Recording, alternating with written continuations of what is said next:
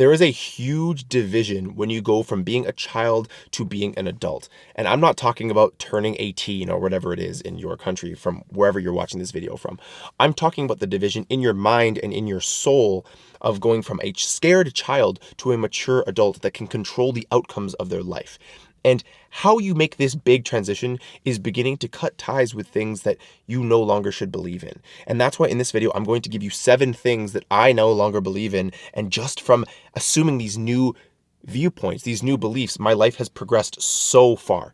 Now, the first thing is that hard work guarantees success. I no longer believe that just hard work alone guarantees success. Of course, it's a really important piece of the formula, hard work. But it alone does not guarantee success. You need teamwork. You need people to work with you. Not just you working hard, but other people. No one goes anywhere by themselves, really. They don't actually. They grow for a period in isolation, of course. But then when it's time to really make large results, you need to assemble multiple people who are also working hard. So it's not just hard work. It's teamwork. It's collaboration. But also, and this kind of sucks to say, but it's something I've realized as I've got older, luck. Luck is a big thing. The reality is that if you don't have a good idea and you don't work hard towards that idea, but also the universe or your environment or whatever it is, God, whatever you want to call it, isn't ready for that idea, it just won't work out. And it will take time. And that's the other element, right? Is that hard work by itself, yeah, that's great. But hard work without, prolonged time, hard work without time and effort over multiple days, weeks, months, years sometimes, things won't just happen like that. I used to believe that if I just worked hard and I visualized every single day, right, and I worked hard, that I would make millions of dollars, or that I would attract the most beautiful girlfriend, right? I'd sit there in my room thinking about this beautiful girlfriend. Oh, and she's going to come knock on my apartment door and come find me. Obviously not the case. And I could work hard, right? I could work really, really hard to go out and meet as many people as possible. But then there's other things, right? Like if I haven't actually set out a plan. So these people that I'm going to go approach, let's say it's girls, right? If I'm going to go and approach girls, back when I was in that phase of my life, if that's what I was going to do, if I didn't put any time and any strategy into the way I was speaking to them or the way I looked or what I was even presenting them in terms of value, what did I have to give them? What did they care about, right? Just hard work wouldn't do it alone. So there's multiple things. There's strategy, there's luck, there's these different elements. It's not just grinding hard work, and then eventually your dream will come true. Sometimes you need to take the opportunity to step back and say, okay, what actually do I need? Not just work hard blindly and say, I commit to this for 10 years no matter what.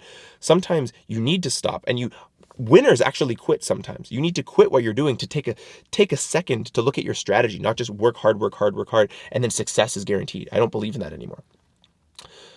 The next thing I don't believe in is that other people's opinions matter. They really don't. I'm going to share something with you very, very quickly that you probably already know. Everybody around you who thinks anything about you, positive, negative, doesn't matter, they will all pass away one day. And the people who remember those people will also all pass away one day. And the reality is that this phenomenon has been true since the beginning of time. That every single day someone is born, every single day someone also dies. And sometimes, not to be morbid and somber here, but the reality is that all these people with opinions, one, they're all going to disappear eventually. They're all going to disappear.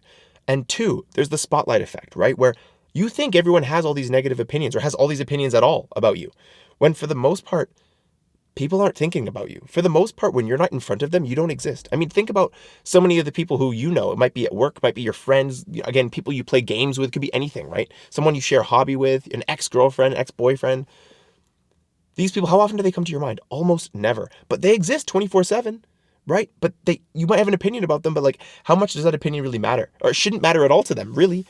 Of course, if you're really, really good friends, opinions matter, right? It's feedback to improve yourself. But in reality, pursue what you want to pursue regardless of what people think. I no longer believe that what other people think really matters, because no matter what they think, if they think anything at all, it's temporary and you can get over that.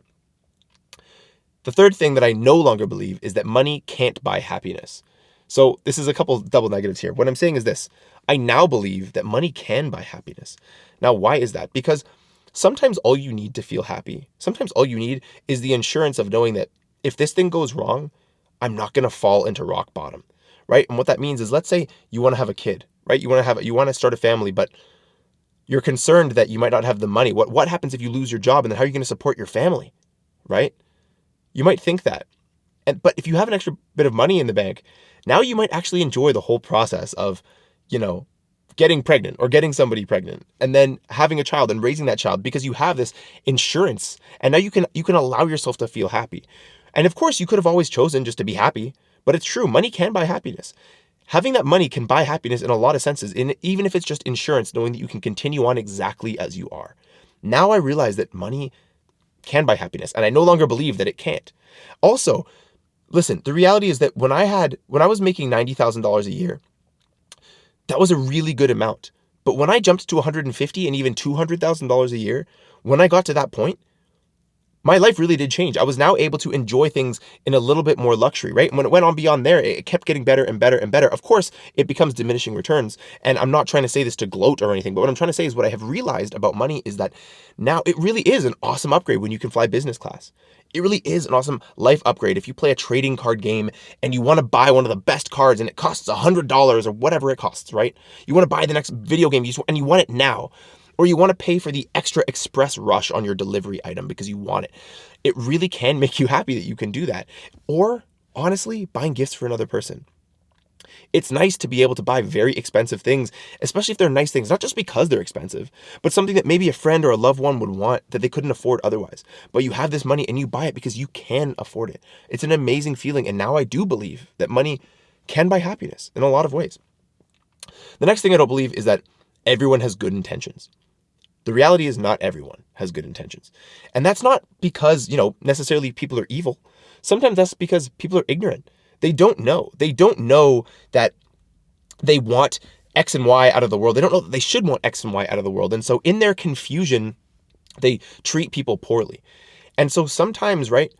Sometimes people's intentions might be good in the end, but before they get to that end, you are a means that's halfway to that end that they have to treat negatively. They have to do something negative too in order to get that ultimate thing that they want, right? I remember back in the day, there was this, I forget what movie it was, but it was the Spider-Man that was released where Sandman or whatever was in it, right?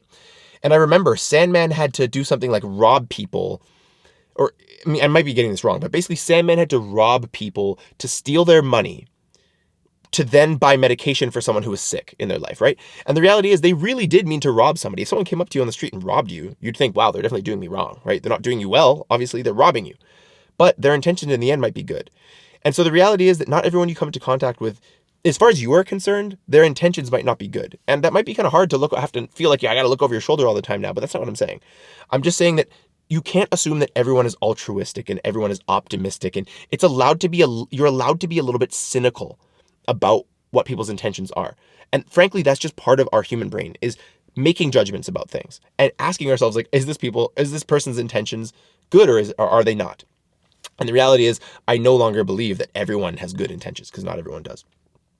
The next thing that I no longer believe is that being busy means being productive. Okay. Now, when I say productive, I mean producing something that's in line with your goals. Because of course, being busy can produce some things. It can produce waste, time waste, money waste, produce a bunch of things. I remember in Tim Ferriss's 4-Hour Work Week, right? He talks about work for work's sake. This is what you want to avoid. And it's so true. Sometimes we stay busy just because we're used to it. We're used to being busy. That doesn't mean we're actually getting anything done. One mistake, and one thing we always joke about with, somebody I know, is they love to make spreadsheets. And by the way, this person is frankly a genius in a lot of ways. He's a resourceful genius, honestly. But the joke about this person, and by the way, this is a very successful person, okay? One of my closest friends. One of the jokes that we kind of make about him to him, and he makes about himself, is everything comes down to a spreadsheet.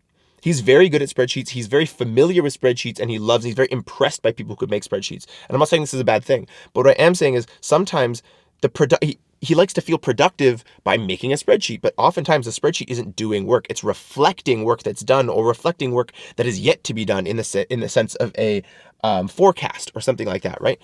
And so I no longer believe that if I'm busy and I'm doing stuff and my schedule's full, I don't necessarily believe I'm being productive, because I know in my heart what being productive means to me is moving towards the goal that I ultimately set for myself. That, or acting in accordance with my systems that they are designed to then get me to a goal, right?